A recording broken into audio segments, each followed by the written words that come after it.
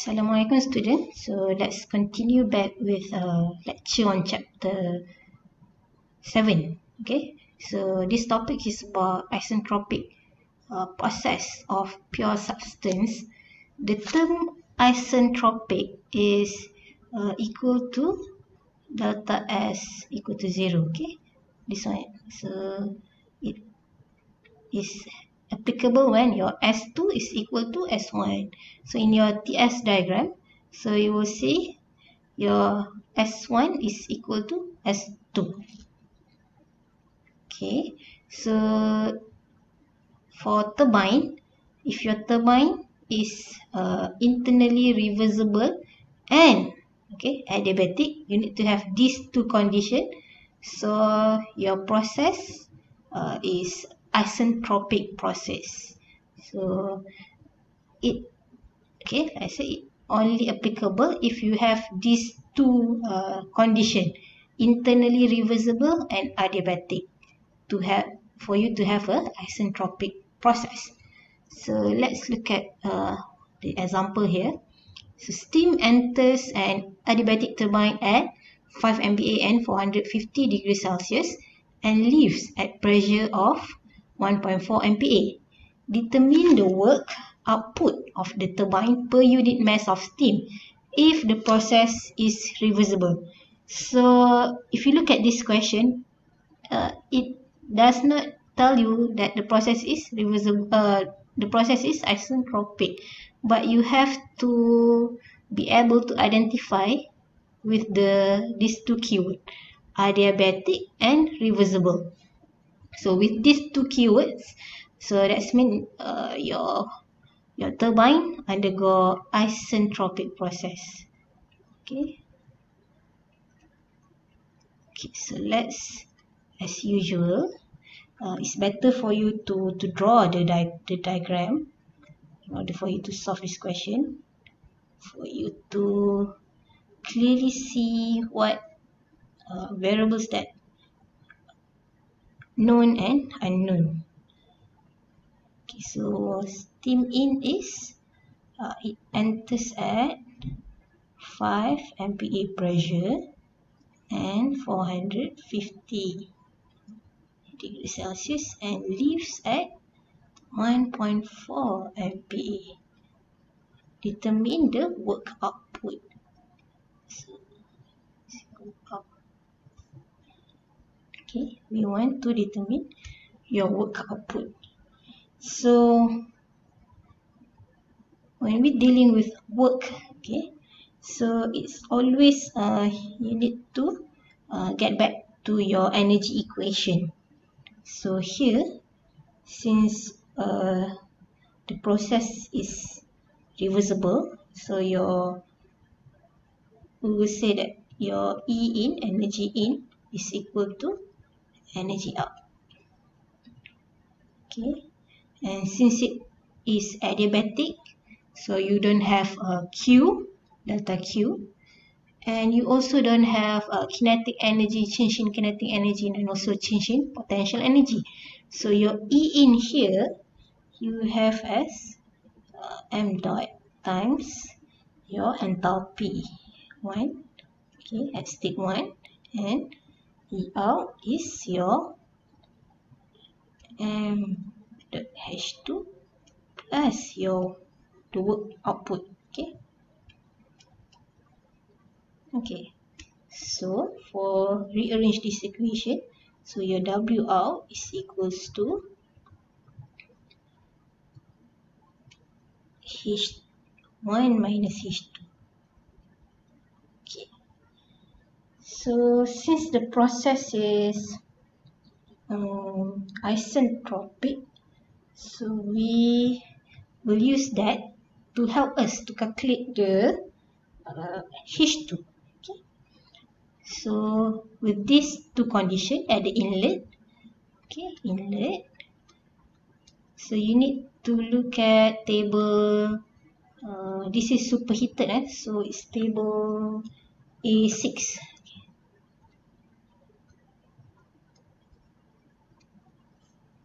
Okay, so at these two conditions, 5 MPa and 450 50 degrees Celsius, your H1 is 3317.2 kilojoule per kg, and your S1 is 6.8210 kilojoule per kg. Okay, so since the process is isentropic, so your S1 must equal to your S2. Okay, so go back to your steam table. At pressure of 1.4 MPa, and you need to get your S2 to be 6.8210. So with that, you need to do interpolation. So S2 is equal to 8.820. So after interpolation, you need to get you need to calculate for the corresponding H2. Okay, so after interpolation, you will get your H2 as 2967.4 kilojoule per kg.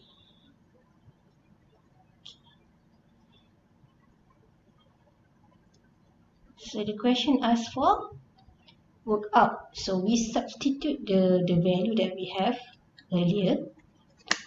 The question wants it to be in per unit mass of steam. So we bring m dot to this side.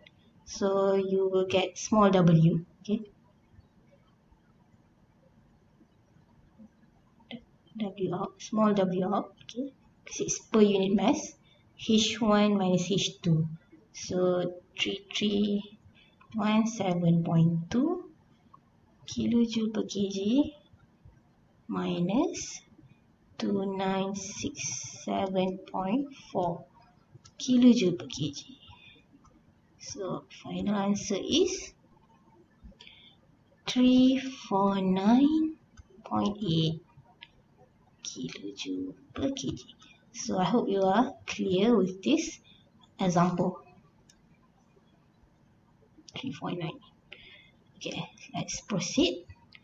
Okay, next subtopic is property diagram involving entropy. So in second law of thermodynamics, you will be dealing with there's two common diagram that you'll be dealing with. So the first one is TS diagram, and the other one is HS diagram, which also known as Muller diagram. So for the first diagram, TS diagram. Okay, so remember your delta S. Okay, delta S is equals to Q over T. So if you multiply the T and S, you will get your heat. Okay. So here with the TS diagram, the area under the curve actually represent your Q, because you're multiplying delta S with T. Okay, let's present the heat transfer for internally reversible process. Okay. Okay, next let's look at the HS diagram, Muller diagram. So HS. So if you have a process from state 1 to state 2, so your delta H here is the measure of work, while your delta S, okay, on the x-axis, it is the measure of irreversibility. So this is just the example for TS and HS diagram for water. Okay.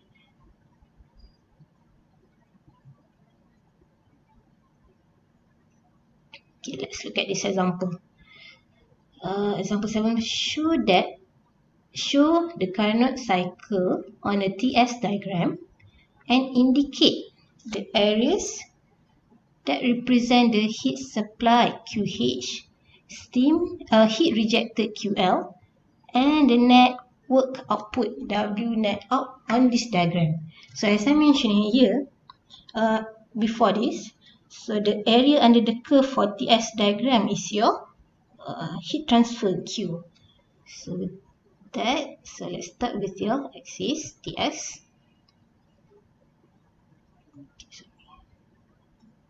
Okay, so you have an axis of temperature and entropy.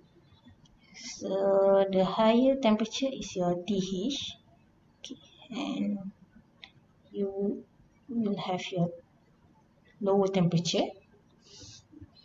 Okay, Carnot cycle. It is a cycle.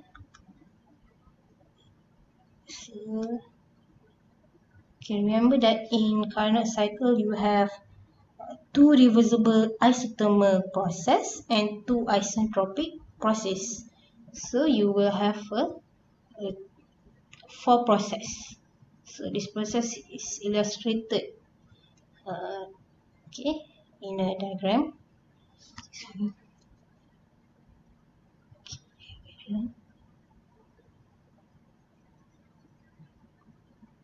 It is a square. So this is your process 1, process 2, 3 and 4. Okay, the dotted line here. So at this is your S1 equal to S4, and this part is S2 equal to S3, and you also have isothermal process between process 1 and 2, and isothermal process between process 3 and 4. Okay, now the question also asks you to indicate QH, QL and W net. Okay, so your QH is from here, is the whole thing. So this diagonal is your QH. Okay. So I'll name this as A and this is as B. So from A1 to B is your QH, okay, and your QL is below the lower temperature. So this part is your QL. A43 B. Okay, this is your QL, heat generated by the lower temperature. Because by definition, okay, the area under the curve is your heat. So since TH is up here, so the whole thing from you need to get everything for QH, and for TL is at this temperature from 3 to 4 downward. And last one is network output. So by definition, W net out is equals to QH minus QL. So in this diagram, this box, okay, 1, 2, 3, 4 is your W net out. Okay, so 1, 2, 3, 4 is to W net out. Okay, so this is the answer for this question. Alright, so we will continue in next video. Thank you.